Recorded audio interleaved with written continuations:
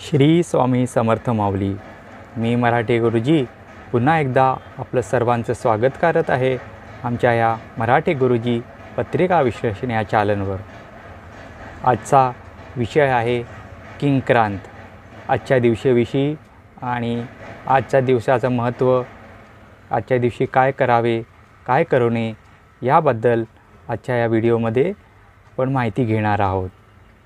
तर आजच्या व्हिडिओला सुरुवात करण्यापूर्वी सर्व भक्तांना विनंती करू इच्छितो की हा व्हिडिओ पाहून झाल्यानंतर आपला अभिप्राय कमेंट्सच्या माध्यमातून श्री स्वामी समर्थ लिहून जरूर कळवावा.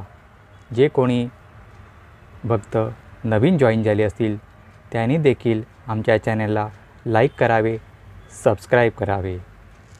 तर अधिक वेळ न दवडता आजच्या विषयाला सुरू करूया. तर आजचा दिवस किंक्रांत. संक्रांतीनंतरचा येणारा हा दुसरा दिवस किंक्रांत म्हणून ओळखला जातो. या दिवसाला करीदिन असंही संबोधतात. किंक्रांत का म्हणतात? कारण या दिवशी देवीने किंकर नावाच्या एका असुराचा वध केला होता. त्यामुळे याला करीदिनही संबोधलं जातं. म्हणजे एक प्रकारचं अशुभ दिनही म्हणतात. तर या दिवशी काय करावे काय टाळावे तर ते आपण पाहूया. तर काल आपण तिळगुळ खाल्ले, गोड सण साजरा केला. तर आजच्या दिवशी फार महत्त्वाची गोष्ट आहे. जे तुम्ही कराल ते तुम्हाला वर्षभर त्या गोष्टीचा भोग घ्यावा लागेल. मुख्य करून वाईट शब्द, कोणाशी वाईट बोलणे, घरात किरकिर, भांडण, तंटा नक्की टाळावी. कारण तुम्ही आज ज्या गोष्टी करणार त्या गोष्टी तुमच्या घरात तुमच्याबरोबर सदैव वर्षभर कायम राहतील.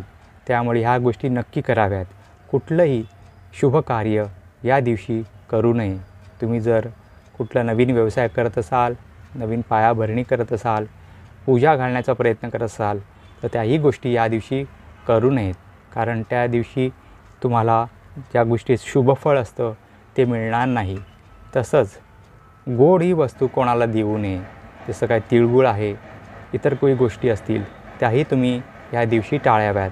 तसंच काही गोष्टी आहेत त्याचंही नक्की पालन करावं. मुख्य म्हणजे या देवीने या राक्षसाचा वध केला होता म्हणून देवीचा मंत्र, तुमच्या कुलदेवताचा मंत्र तुम्ही जरूर 108 माळा जप करावा. अशा अनेक गोष्टी आहेत त्या तुम्ही या दिवशी करू शकता. आजच्यापुरतं एवढंच. श्री स्वामी समर्थ.